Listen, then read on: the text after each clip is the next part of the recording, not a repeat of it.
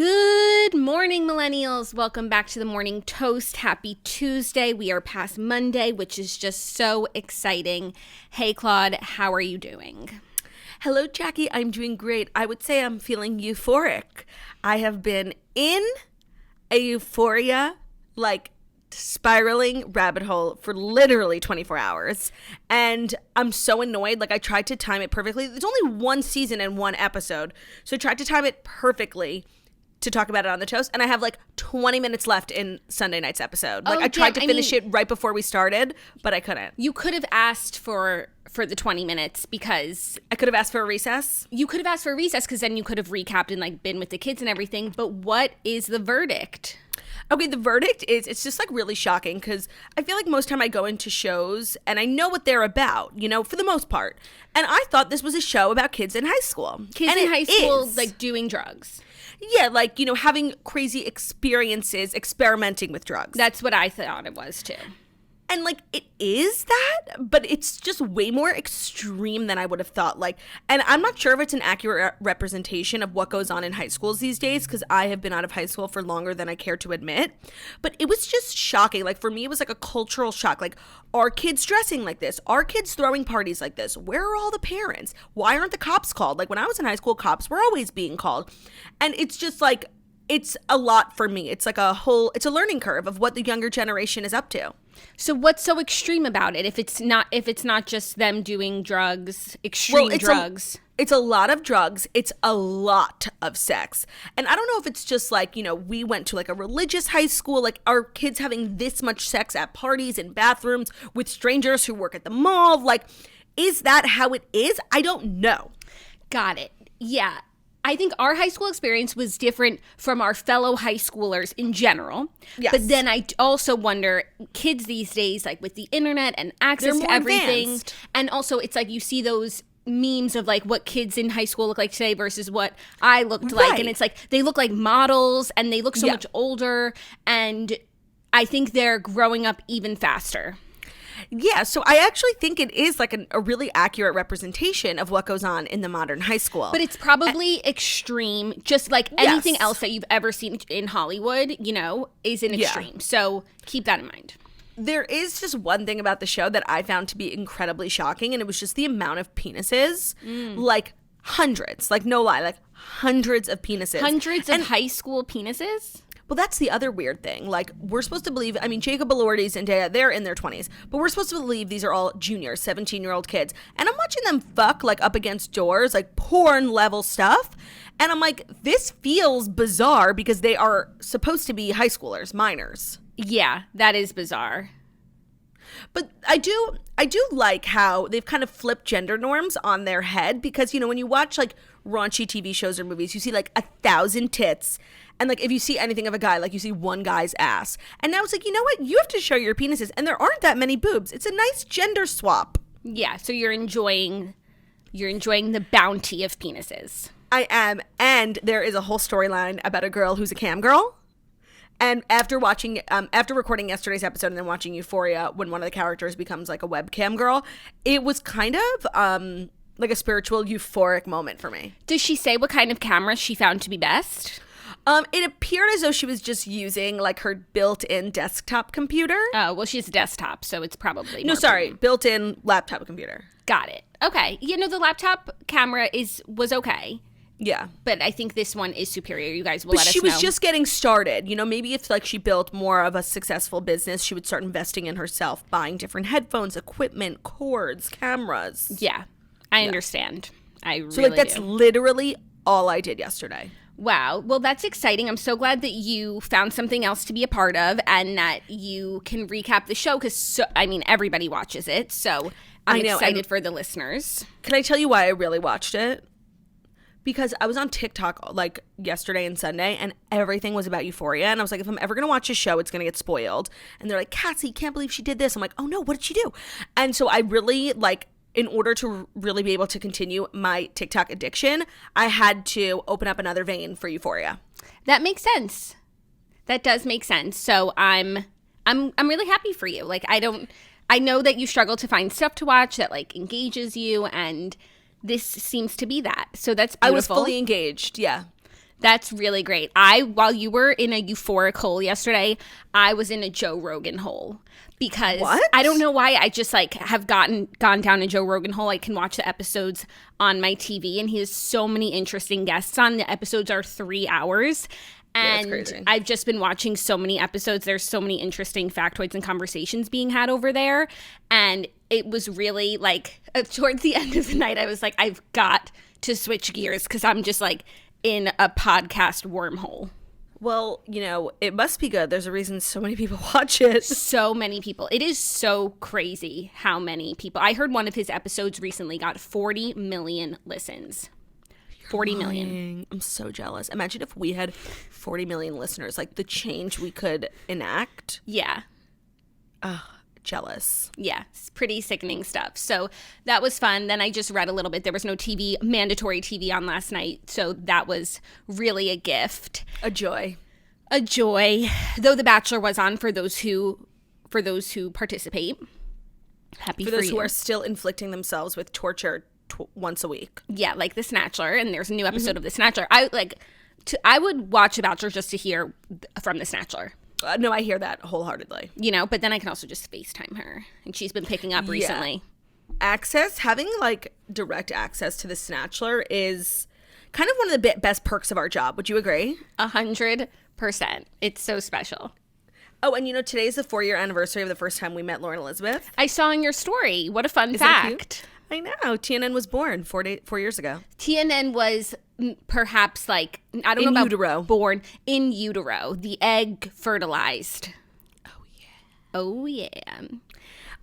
So I wish I had more to add to our pre-show conversation, but I had a dream about Euphoria. Like, I'm so in Euphoria. My dreams are so influenced these days by whatever I'm consuming. Like, it's so annoying. Like, even when I was reading the pregnancy book, it was just like pregnancy statistics in my dream, like everything. It's really frustrating. You have to actually like curate what you watch, because it's like, what do I want to spend 8 hours with tonight while I dream? No, you really cannot escape your dreams. I know. Like, you know, if you have something going on in your life that you're like when I have something stressful going on, like, I really try not to think about it. Like, I compartmentalize, I push it to the back of my brain. But once my eyes close at night, like, I'm forced to confront like the demons inside. And when my eyes are closed, I see you for what you really are. Which is ugly. Nice reference. Thanks so much. Well, we have some interesting stories for you today, so I think we could just jump right in unabashed. Plus, we have Dear Toasters, which I'm so excited. Like, what's going on with Bobble? Did we get an update? You'll let me know. I don't believe we have any updates today, and that's not on us. That's on the listeners. If you come to us for advice and then once we solve your problems, you're like done with us, that is hella disrespectful. Please write in. Did things get worse? Did they get better? Like, we're just dying to hear. No one writes us back. I don't know.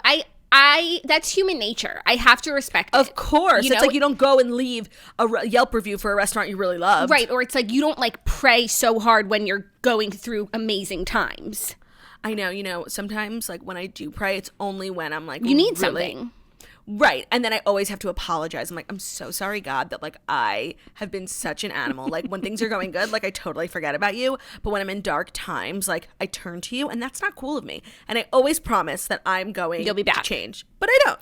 I do think that God understands. That was something that I believe that I learned like in Bible classes, Torah classes, that like God knows that's what we do. And he's an understanding queen. That makes me feel so much better, because like whenever I pray, like the first thing out of my mouth is like, I'm so sorry I haven't been here for you. Like, I know shit's going really well for me, and that's really uncool, and I promise like I'm going to keep talking in the good times too. Yeah, so I think that's what happens with Dear Toasters. Like, it's just human nature to only reach out when you need something. When you need help. Of course. Okay. Right, it's like customer service. Nobody writes an email like, I had such a great experience, thanks. Totally. But yes, Dear Toasters is today. If you have an update, please write us in. Like, we need to hear from you. Yes, we do. So without further ado, it is time for the fast 5 stories that you need to know before you wake up and take a bite out of your morning toast. And today's episode is brought to you by Movement. Always use protection. We all know this, but sometimes we forget while we're doing the thing we love the most, scrolling on our phones, binging our favorite shows, or inevitably spending lots of time in front of our digital screens. And Movement is here to make sure you're practicing safe scrolling with their best-selling EverScroll blue light filtering glasses. So if you have not gone on the blue light glasses game and you're spending as much time on TikTok watching TV on your computer as I am, like, you really need to protect your eyes. It'll help you sleep so much better. There's so many benefits to blue light glasses because blue light can be super harsh on our eyes, and some studies show that too much exposure to blue light can lead to disrupting sleep patterns, other health effects, and that's why Movement Ever Scrolls are game changers. Your eyes will thank you. They're crafted with top-tier materials. Movement Ever Scrolls filters out 90% of the most intense blue light rays and feature anti-glare glasses for elevated comfort. They're designed in-house out of their California headquarters, and they're available in a wide variety of modern, fashion-forward frames. So when I get in bed at well, I'm always in bed, but when I officially start to go to bed, it's like 8 o'clock, and then I go to bed at like 10:30, 11. And for those 2.5 hours, I am always wearing my blue light glasses because I'm scrolling TikTok, I'm watching TV, I'm on my computer, I'm like editing stuff. You always have to be wearing your blue light glasses, and it really makes such a difference. Like, you will feel a visible difference in the way you sleep and just the way you feel overall. So if you want to protect your eyes with style that doesn't break the bank, then join the movement and get 15% off today with free shipping and free returns by going to mvmt.com/toast. Again, that's mvmt.com/toast for 15% off plus free shipping and free returns. And your eyes will just genuinely thank us. Yeah, and it's one thing to be like addicted to your phone. You can't help it, but you can help wearing blue light glasses. And also for our headache girlies out there, it does help if you are constantly looking at blue light too. That's so true. To protect your eyes. Okay, our first story, a bit of an update from a story from yesterday, Bob Saget's passing. Bob Saget was, quote, unresponsive and not breathing and had no pulse in a 911 audio call that was released on Monday. So Bob Saget was found not breathing and had no pulse when he was found unresponsive in his hotel room in Florida. A security guard from the Ritz-Carlton in Orlando alerted authorities on Sunday at 4 p.m. after an employee found Saget lying in his hotel bed, the Orange County Sheriff's Office said. Quote, we have an unresponsive guest in the room. My officer is telling me there's no pulse, the guard said in the 911 call obtained by the Post. Quote, unresponsive, not breathing, and no pulse. According to a death investigation report, the 65-year-old comedian was found lying on his back in bed with his left arm across his chest and his right arm resting on the bed.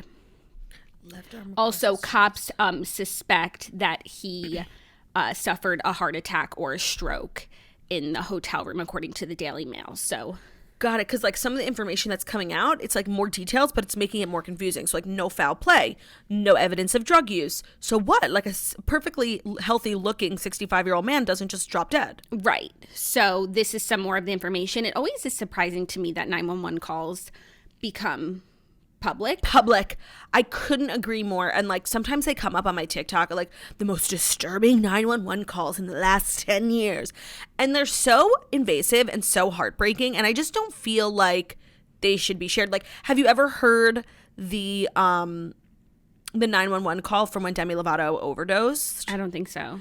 It's so cryptic, and they're like they tell the ambulance not to put the sirens on, so it's like not to draw any attention to Demi's house. It's like, it's just so cryptic, and it's like a moment in time, and you feel like you're there. I just don't like listening to them. Yeah, and there's also a TV show that's like all about 911 calls. Yeah, it's like over dramatized, the crazy shit that's happened. Yeah, but it seems to be a popular show.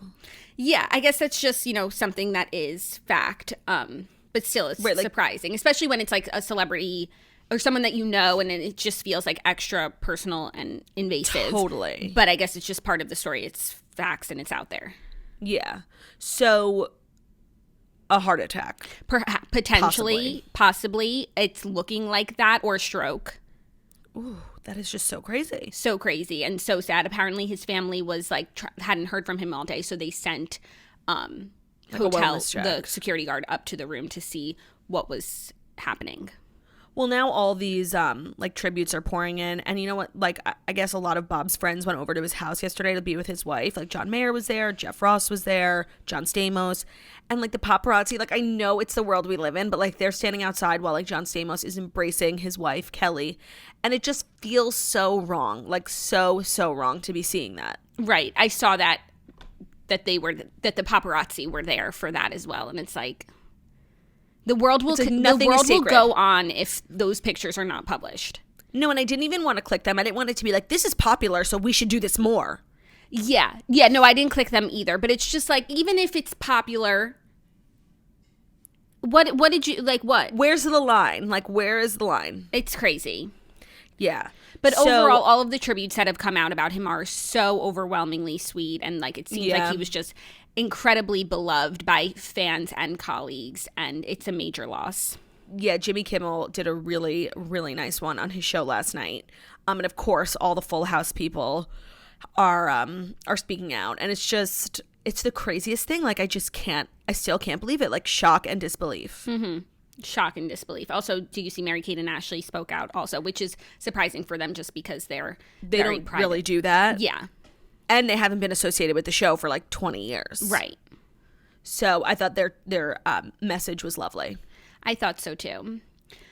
Now, for our next story, a little celeb breakup news. Delilah Belle Hamlin and boyfriend Eyal Booker have broken up. This is surprising. Yeah. Shocking. Delilah Belle and her boyfriend Eyal have broken up after 2 years of dating, a source confirmed to Page Six on Monday. The daughter of Lisa Rinna and Harry Hamlin ended her relationship with the Love Island star just before the new year so she could begin 2022 with a fresh start.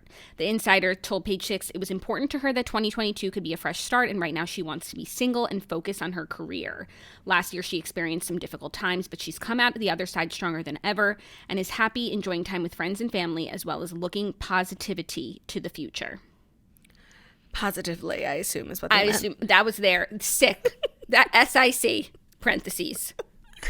I was really surprised by this because for me, like when they first got together, I'm like, who is this guy? Like, it seems so random, but they've been so tried and true for so long. To me, they were so OTP. I never even thought about them. Like, I'm like, oh, they're just married. No, I was waiting for engagement news next. And even the fact that he was on the show, I don't follow her so closely, but every time I do, he seems like such a solid partner for her and vice versa. And even when she shared like her story a few months ago about her experience this year with her health issues, like Eyal was really like the common denominator and really being there for her through all of that. So this obviously, you know, there's always more to the story and people share the good stuff, but this was just surprising. And sad because I really surprising. I feel like although, you know, they're going their separate ways, like this was a love story. Yeah, and they were really well suited for each other, and they found each other on like totally opposite ends of the earth, opposite like ends of the industry. Like I don't even know how they could have connected. I think she DM'd him. She saw him on Love Island. Right, and he's British. She went to London for so long. Like, I'm just really surprised. Yeah, me too. But I know she's had like a really tough year, and I just want happiness for Delilah Belle. Right, I agree. And if that's not Eyal, then it's not Eyal. But I thought then it was. Then it's not Eyal. But I thought it was. That's all I'm saying. No, I didn't think it was. Like, I knew it was. I can't explain how little they lived in my mind, only because, like, they were so solid. Like, I never had to worry about them. Yeah, agreed. Crazy. We'll be curious to see who they date next, but... Well, that's the other thing. Like, Delilah Belle is, like, epitome of, like, young Hollywood socialite. So gorgeous, young, everything of the sort. So I would like, she could honestly, I could see her dating Jacob Elordi next. Yeah, but everyone's like in this one pool that we keep pulling from. Right. Okay. But you know, by the way, we haven't really even spoken about how Olivia Jade and Jacob Elordi are rumored to be dating. They were spotted like twice. Okay, I heard that and then it left my mind and now it's entering again. So it sounds like I'm hearing it for the first time, but I know that I've already heard that and I completely ship. I ship so wholeheartedly. Wait, do you like love him even more now because of Euphoria? No, Jackie, he is the villain. Like, no. And not only is he the villain, he's so fucking evil. No. And he's actually an extremely talented actor. He's so believably believable that I don't even think he's hot in the show. Like, I'm like, this man is a disgrace to humanity. Oh my God. He's awful. Like, really fucking evil. Oh, I really wasn't expecting that. But he's an amazing actor. But now I'm like looking at him through a lens. I'm like, I honestly don't think you're that cute. Like, if you can act that good at being evil, maybe you are evil. I don't know. I don't think so. It's just like the show is really not, I don't know if it's designed to make you attracted to him because he has all these great shirtless scenes, lots of sex scenes, but it's just not working for me because I'm like, but you're evil. Maybe it's just because I have a conscience, like a good moral compass. So is there anyone from the show that you're now like obsessed with who you weren't before? Maddie. Okay, so I haven't gone on Instagram and like followed and stalked the people yet because I don't want to spoil it for myself. Right. So I don't even know her real name, but her name is Maddie in the show. Oh, and here's the one thing about Euphoria. Okay, so like I knew nothing about the show, but because of TikTok, like I knew every single song. And I don't know, like, did Euphoria make these songs popular on TikTok, or were they popular on TikTok and then Euphoria put them in the show? I really feel like Euphoria, like if your song gets on Euphoria, that's the new like TRL, for real. Like every single song I heard on TikTok, this don't feel like Friday night, you know, like all those TikTok ones. Yep. And all these like moments have gone viral on TikTok. And to hear them in context in the show as versus like someone on, you know, TikTok lip syncing, I know nobody likes me because I'm dressed like a hooker. No, wait. I know I'm not supposed to be here because none of you like me and I'm dressed like a hooker, but I just wanted to say congratulations. And now I know the context. It was at the chili. Oh, there was a chili cook-off in the show.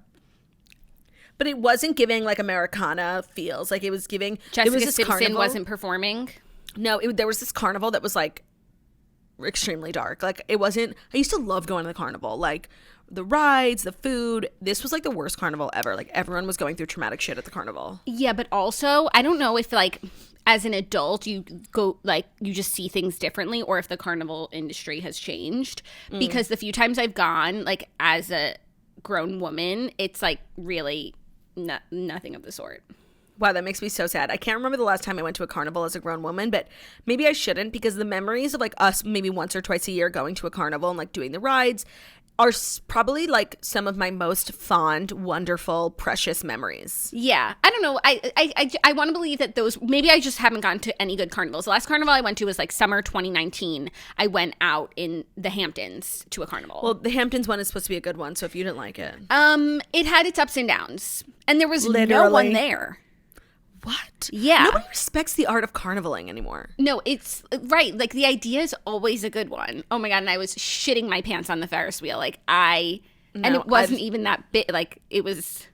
I do not fuck with Ferris wheels. Like, no. I think that they are the worst ride. I would literally rather go on an upside down roller coaster 5 times. And even the one that like swings from side to side. Everyone else did that. I did not do it.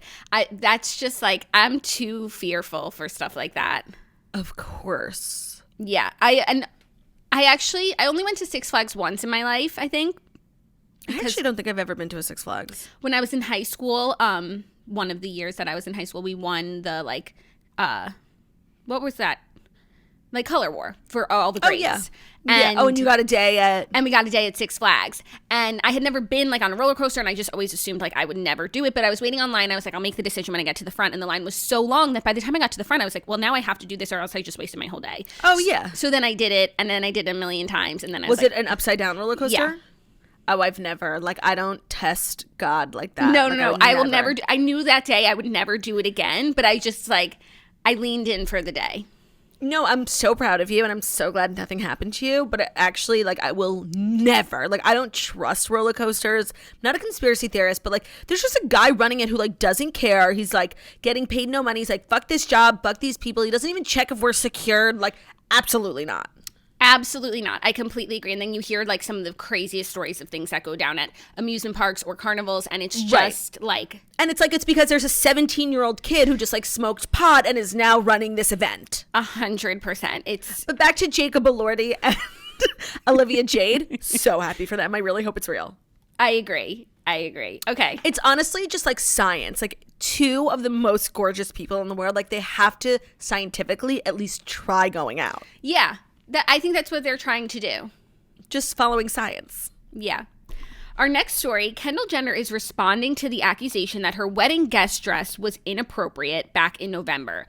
Do you remember when Kendall was a guest at a wedding and she wore this cutout black dress, and everyone was like, if this girl was at my wedding, like, she would be gone? Well, yeah, but here's the thing. If this girl was at my wedding and she was some bitch from high school, like, she would be gone. If it was Kendall Jenner at my wedding, I would be grateful she showed up and she could wear whatever the fuck she wants. Agreed. Well, she responded to an Instagram comment. Someone said, inappropriate outfit at a wedding. Kendall, I'm embarrassed for you.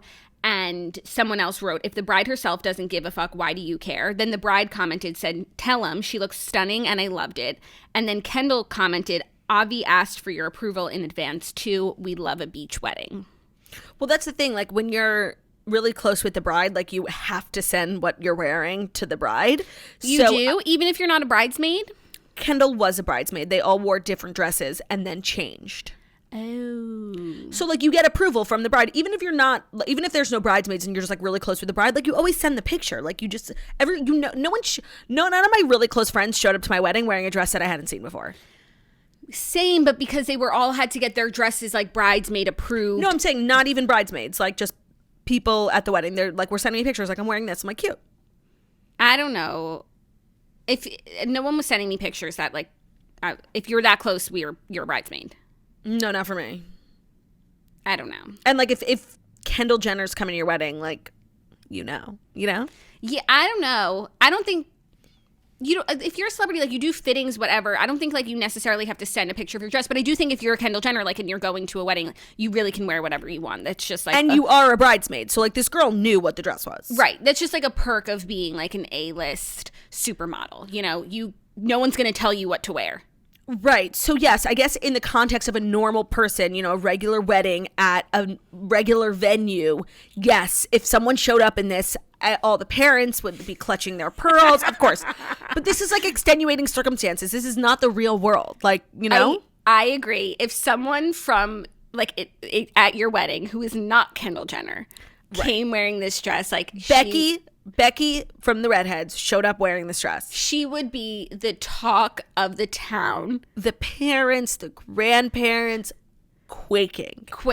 Agreed. But this is not the real world. Like, this is like a fictional. This is just not real. Like a fashion show, and your best friends are Kendall and Hailey Bieber. Mm-hmm. Like, everyone's just walking the runway, and it's not. Wedding rules don't apply. Yeah, like, how stupid that this even needed to be a dress. Like, it was a private wedding. Like, fuck off. Yeah, but I did think it was funny. It was just too. a funny conversation. Oh, and by the way, if I looked even one iota like Kendall Jenner, I would wear that dress everywhere, and no one could say anything to me about it. 100%. So, yeah. Are you ready for our next story? I am. Lily James says she reached out to Pamela Anderson about Pam and Tommy with no response. She said, I was hopeful. So Lily James is in this new Hulu miniseries called Pam and Tommy, which is about Pamela Anderson and Tommy Lee, yes. I know him because his son's on The Hills reboot. Right. Yeah. He's actually great, Brandon. The son, yeah, I remember him. And so have you seen the trailer for the show? I have not. Her transformation, it's not Lily James. I've seen pictures of her. It's crazy. She sat, like, in makeup for hours every single day, but it really bears no resemblance to Lily James. Okay, this is the other weird thing that I just put together. I was looking at my phone. Tommy Lee is now currently married to Brittany Furlan, former Viner. Yeah. Crazy turn of events. I wonder if that will make it into the show. Probably not. No, but she looked amazing, and I need to watch a trailer because she really transformed. And I also wanted to know if your opinion, before I get to the story, if your opinion of Lily James has changed since Downton Abbey.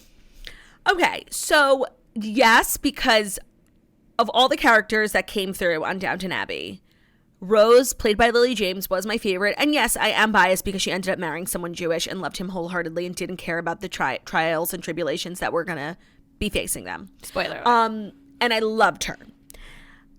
But, like, before that, my only real, knowledge of Lily James was this whole Dominic West thing, And I know she'd done other acting before, but I hadn't seen much of it.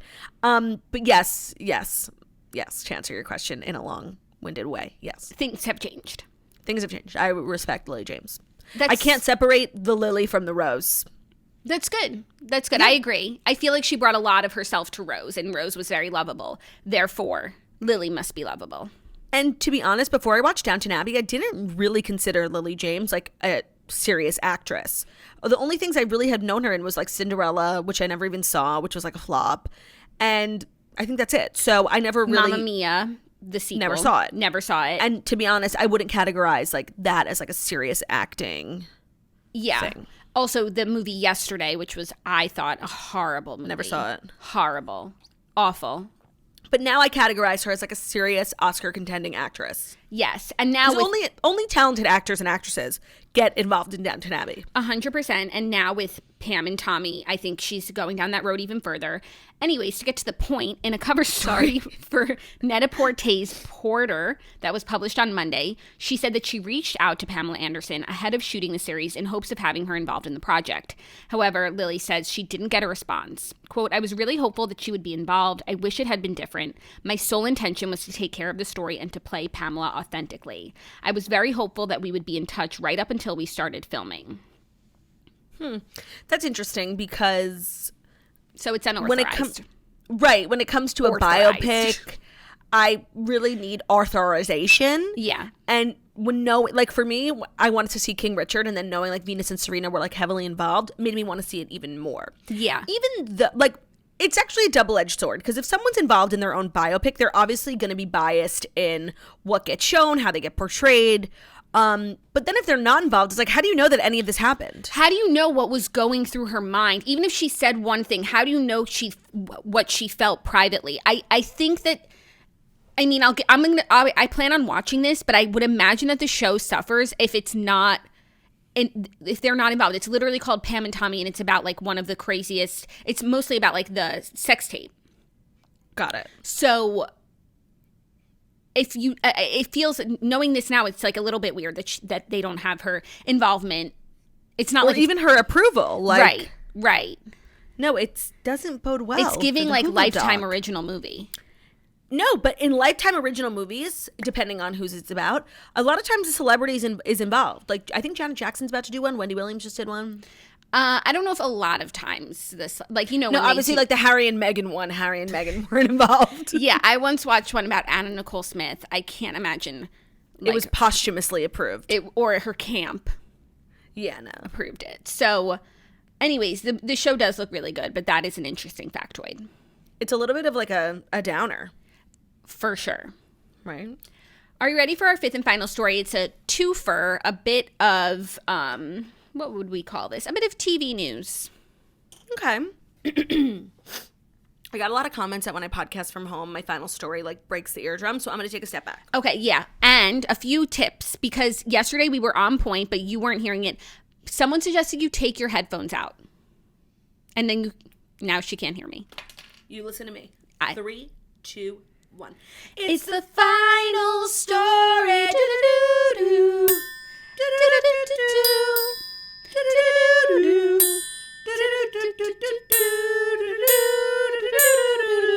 It's a final story. Send us your updates for dear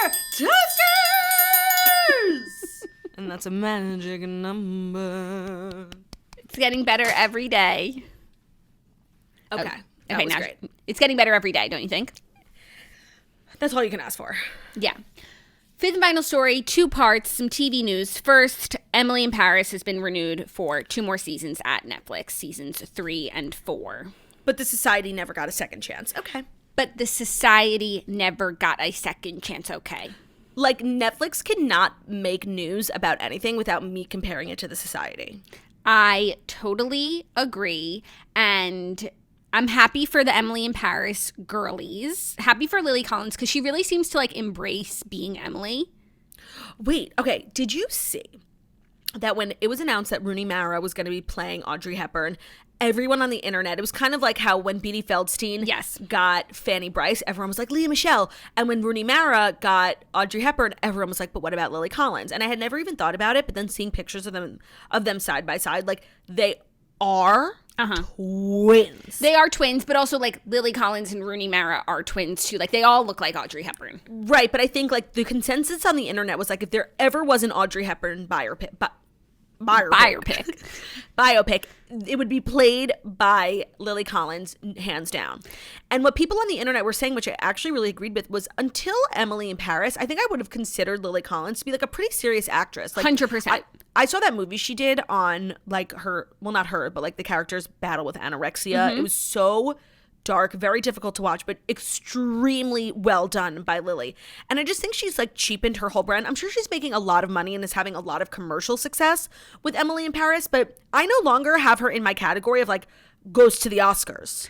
1,000%, I would have said the exact same thing. The person who plays Emily in Paris doesn't also play Audrey, doesn't also play, Holly Golightly at Tiffany's. Like, it just can't happen. Yeah. And I think probably her doing Emily in Paris overall is the bigger, better move. So I don't think she's, like, regretting anything. But you can't do both. It precludes her from being Audrey Hepburn, who's literally, like, the most serious, glamorous female actress, like, of all time. Yeah. So I hadn't really even thought of Lily Collins for the role, but then when someone said it, I was like, oh, duh. Yeah, I agree, and I'm glad they went with Rooney because she's serious across the board. Yeah, and you know what? Like, Lily Collins should be punished for giving us Emily in Paris. So will you be watching seasons 3 and 4? Yeah, probably, because I'm like a hater who loves to hate on things, and I do a podcast that, like, unfortunately requires me to watch trash like that, and those are the sacrifices I make. Yeah. Also, I saw people were like, Jackie, you have to watch Emily in Paris, like, you would love it. I've seen season 1, like, I've seen enough. No, you really don't need to see it by any means. I've got it. Yeah, you've got it. I've got her number. Memorized. And I just don't think it's going to get better for me. No. Especially, like, I don't know. Now that you're pregnant and becoming a mom, I do think, like, there are some things you can't do anymore. And one of them is watching Emily in Paris. I agree. I think I have to make some changes. And I think that they are actually natural changes that I've been, like, on my way towards. But I do think, like, my content plate, like, I'm getting a different plate. Mm-hmm. This is not my plate. This is no longer my plate.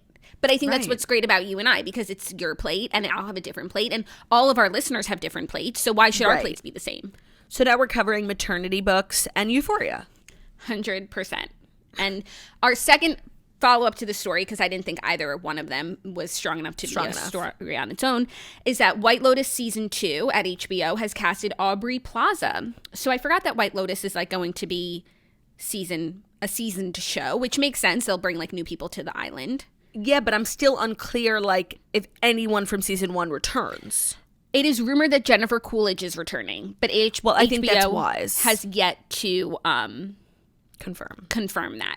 But so Aubrey Plaza will be playing someone who is on a trip with her husband and his friends, which sounds like really good. Yeah, which sounds like a torturous experience, going on a vacation with your husband and his friends. Yeah. Aubrey Plaza's great. I think that'll be good. Yeah, no, this sounds really good. I mean, even though I wasn't enamored with White Lotus, I enjoyed the time journey I spent watching it. It was very aesthetically pleasing, and it made me chuckle. And it made me really want to go to Hawaii. I've never been. I've never been either. It's literally the number one place I want to go. Like, the list is short, but number one is Hawaii. And we were supposed to go for our honeymoon, which just never happened. So here, sister. I don't think we're going anytime soon. Now that, life is about to pick up. Yeah. So let me know how it is. I'll watch season 2. Me too. Hopefully no one takes any more dumps. Like, that was just a little extreme for me. I liked it. I know you did, because you're a dump girly. I'm a big dump. Well, let's dive into Dear Toasters, which is our advice segment. If you ever want to write in, deartoasters@gmail.com is the email, and we will read your prompt on air, anonymously, of course. You can change people's names. We will protect you, serve you, and hopefully give you the best advice. And Dear Toasters is brought to you by FitOn.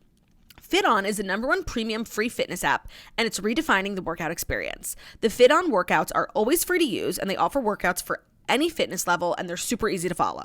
You can access over 1,000 workouts anytime, anywhere, and they have workouts just as short as 5 minutes, so there's no excuse to skip a workout. Especially if you're working from home, you pop it up, it's super easy to access, do a 5-10 minute workout. You just feel better knowing you didn't skip, but there's always something for you on FitOn.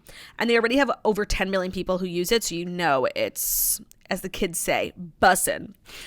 They also have a wide variety of workout styles like cardio, strength training, toning, Pilates, yoga. So whatever you're in the mood for, whether it's super high energy, more low key, they've got you covered.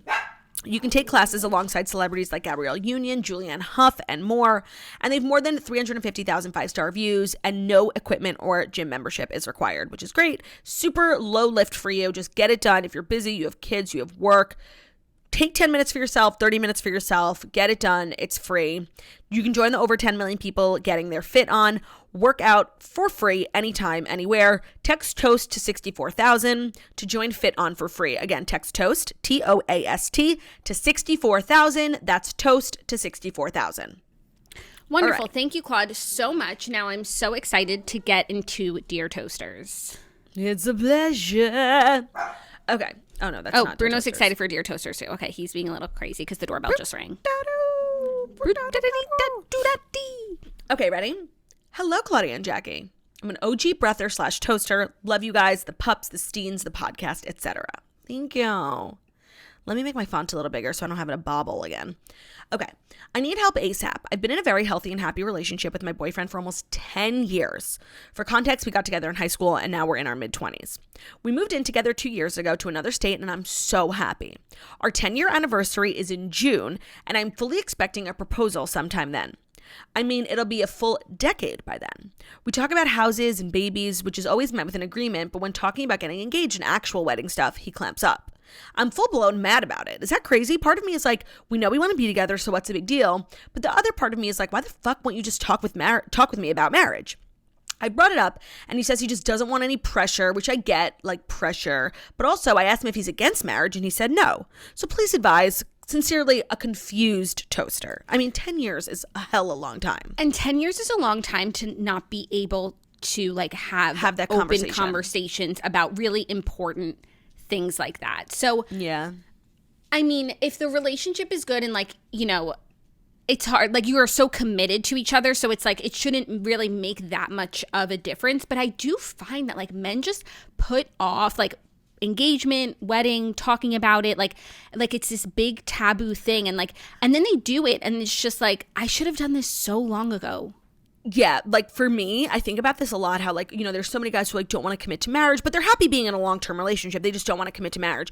And I really genuinely think that's so fucking stupid and moronic. There's literally nothing different about being in a marriage than being in just like boyfriend, girlfriend who live together. Like it's so stupid. No, here's what's different. It's not a commitment. You've already made the commitment. Here's what's different is that you're not constantly like tense and fighting about when are we going to get engaged, are we going to get engaged, and you, even if the man has felt secure in the relationship the whole time, like the woman now, like to take that off of your shoulders, especially 10 years worth, even though like it was high school, is, you know, a weight lifted.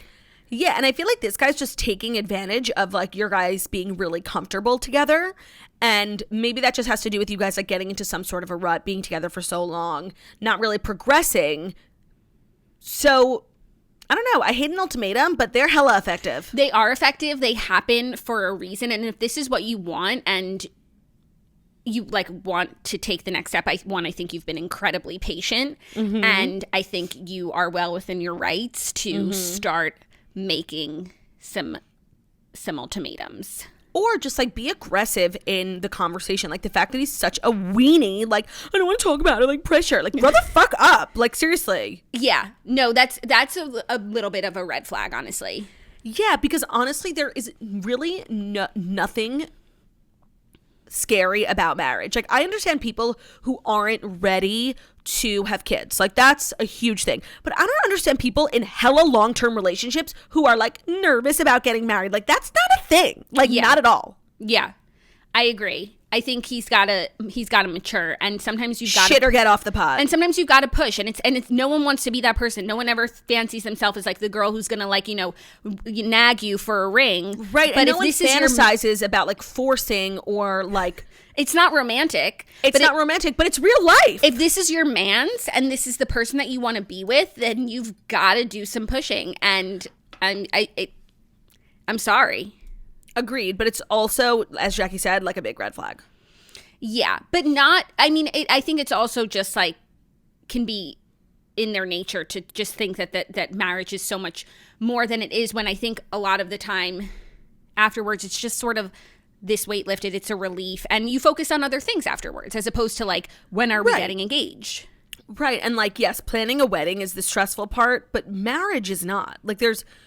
Especially if you're with the right person. Of course, like relationships are hard, but they're hard whether you're married or not. 100%. And I'm giving advice to this girl based on the fact that it sounds like this is the right person, because you're not you're not happily with the wrong person for 10 years. For 10 years. Yeah, you move to a whole other state together and like have the best life. Right. So if this seems to be the right person, then we've got to make it work for you. Yes. All right, next up. All right, I need advice for my loving sister. My sister-in-law, Mary, has been dating her boyfriend, Jerry, for about 7 years. We come from a pretty conservative family, and they just recently decided to move in together. No one thinks that's weird, but here's where the problem comes in. Jerry asked permission to marry her 4 years ago now, and never proposed or gave any reasoning as to why he never did. She's been dress shopping 3 times, talks about getting married all the time. She even had a wedding plan for June that never happened. Mary gave Jerry an ultimatum, and said if he doesn't propose by the end of 2021, then she's moving out. It's 2022, still no ring. Everyone sees that they're unhappy together after they had a yelling fight in front of everyone over the holidays. Mind you, they're about 8 years apart, and he always talks down to her, and that's just the beginning of all their problems.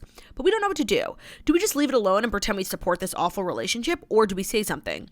Please, we need your help, and I'll be sure to send a follow-up if it makes on the podcast. That's why we chose this one. Thank you guys for giving me something to look forward to every week. Love, a devoted toaster. Okay, this is weird. Jerry seems like a problem. Yeah, not only does he talk down to her, he's postponed getting engaged for 4 years, lets her go wedding dress shopping, plans fake weddings, knowing full well that he's not going to propose. This is emotional manipulation and abuse, and I think he's toxic, and I think you're well within your rights as a sister-in-law to say something. Sister-in-law? Yes. Oh, okay. Regardless, and if you're writing into us, you clearly like care. You're close. You're close and you care a lot. So I would say like also all of those things are not good, but they're also like kind of vague. Like, we're gonna get engaged. Oh, okay. So like you blah blah blah. But no, like, but if she you ask the parents' permission, like that's right. She said they're really conservative. End of 2021, and 2021 has ended, and now it's time for Mary. Walk the walk. She's got to walk the walk. But you can't force someone. And also it's like, if you always think the engagement's right around the corner, it's like, wow, I'm really going to break up with you of 7 years because of the difference of 2 weeks. You know? Yeah, but they said end of 2021, and that's a very clear marker. I know, but it's hard to... Especially when he was ready to do it 4 years ago. I know, but like, this is Mary's life. Yeah, but Mary's also... Okay, beyond... No, okay, let's say it's course. happening tomorrow. No, Claude. But Jerry's also a piece of shit. In a perfect world, you say end of 2021 and it doesn't happen. And then on January 1st, 2022, Mary packs her bags and goes. But it's hard. It's easier said than done. And 7 years and the last 4 of really thinking like you're going to get married to this person, it's a lot to wrap your head around. So I think you need to. But I think if Mary's coming to this girl for advice, I would tell this girl to urge her to make moves. She talked the talk. It's time to walk the walk. Yeah, and you know what? Walking the walk, even if you're bluffing, like you have a closer chance to getting what you're looking for as opposed to And if you're not bluffing, he lets you go. Is that the man you want to marry? Right. So if you're talking to Mary, I would help her try and wrap her head around the fact that this could be it, and that her last effort should be bluff central and walk out the door. Yeah, it's a win-win with the bluff. Of course, you'll be sad at the end, but if you leave, it might get him off his ass to do something. And if you leave and he doesn't do anything, who the fuck would want to marry that guy? Especially when he talks down to you and is mean. And he just doesn't seem like the greatest guy. Yeah, it would be a blessing in disguise years down the road. It's easy for us to say that. I just know for Mary, like, she loves Jerry. I know. Mary and Jerry. I don't know where people come up with these names, but like literally Mary and Jerry. Mary and Jerry haven't gotten married. Mary and Jerry getting married. Oh my God, that is so funny. Best of luck, Mary and Jerry. Yeah, you just have to really be there for her and obviously give her like this, strong, tough love advice, but also support her because her whole world is not turning out to be what she thought it was going to be. Yeah. All right, our third and final Dear Toasters. Hi, Claudia and Jackie. I feel ridiculous writing this, but I want to see if you can give me any advice. I met my best friend Sarah in college 5 years ago. Right before the pandemic hit, I went back to her home state with her for the first time. While I was there, I met her brother Noah, who's 2 years younger than us, and we instantly got along great. I had a little crush after meeting him for the first time. So cute. But after going on more trips with her and her family over the past 2 years, the crush has intensified. We hang out a bunch on these trips, send each other funny videos over text. We occasionally Snapchat, but I can't tell for the life of me if he's into me or if we're just friends. I would never do anything if I thought Sarah would care, but she sometimes makes jokes about us getting married, so I do think she'd be fine with it. The only thing is she can be a bit intense, so I haven't wanted to tell her about me liking her brother in case he doesn't like me back, and it makes things weird with how close I am to her and her family. Noah and I don't see each other often because we live in different states, but I am so curious if I'm romanticizing this in my head or if he actually feels the same way. How do I go about asking him how he feels without making it awkward if he just sees us as friends If he just sees us as friends? I'm more than fine with being just friends, but I can't help but wonder if I'm delusional or not. Please help, XOXO, a smitten toaster. So I just want to say, I think the way you're going about this is very smart. Like, you cannot go to Sarah unless you know what's going on with Noah. So now we have to find out, how the fuck do we find out if Noah likes you? Because, you know, I can totally see you making this up in your head. Like, it's happened to me before. It happens to a lot of people. Yeah, or it's like Noah's the kind of guy, like, oh, my friend's sister's in town. Like, he's all friendly together for the weekend. He's friendly. And, like, yeah, it's flirting for sure. But it's like, no, please don't move across the country for me. Like, this isn't a great love of any sort. So it's a hard spot to be in. And, you know, in a perfect world, you would ask your friend to find out if he likes you. That's what I was saying. But you can't ask Sarah. No, you That'd can't. Be so awkward. Beyond. If he ends up liking you, like, then it's cute and it was all for a good cause. But if he ends up not liking you and like you told Sarah that like you like her brother but her younger brother doesn't like you back, like that's mortifying. I would never let you do that. Mortifying. And then you've sullied the relationship with the whole family and there's no coming back. So don't do that. But I don't know why towards the end of this I just started to get the feeling that like Noah's just fucking around. But that's not a strong enough case for me. No, I know. No, we need based facts. On an admission. We need facts, but I'm like operating from a place of like it's not going to be the answer that we want.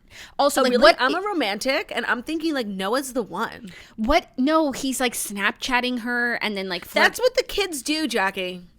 We need more background. You need to get more background on Noah and his like relationship habits.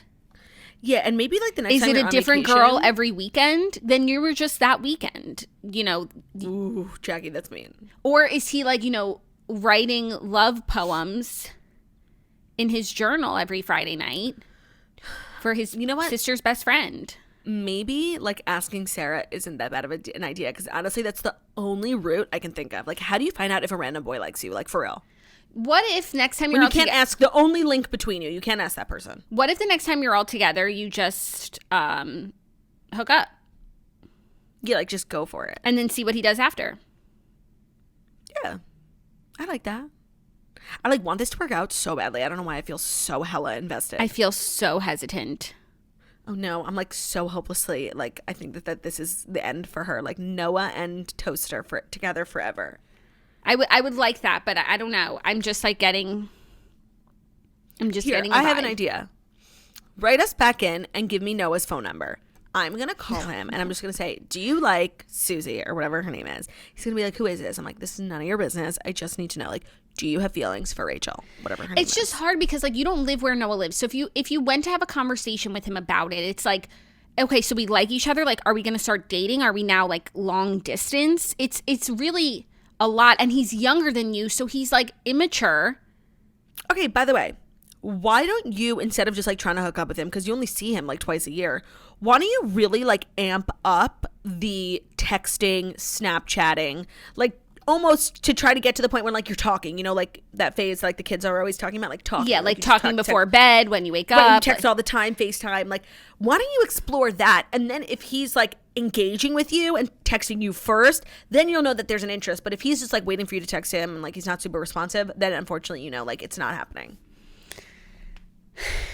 I don't know why I'm like I'm against it. Don't listen to Jackie. Like, this is going to happen for you. It's just if she met Sarah 5 years ago in college, that would mean that they're 1 year out of college and Noah's 2 years younger than them. Noah's a sophomore in college. So they're like 20 and 22. Noah's a sophomore.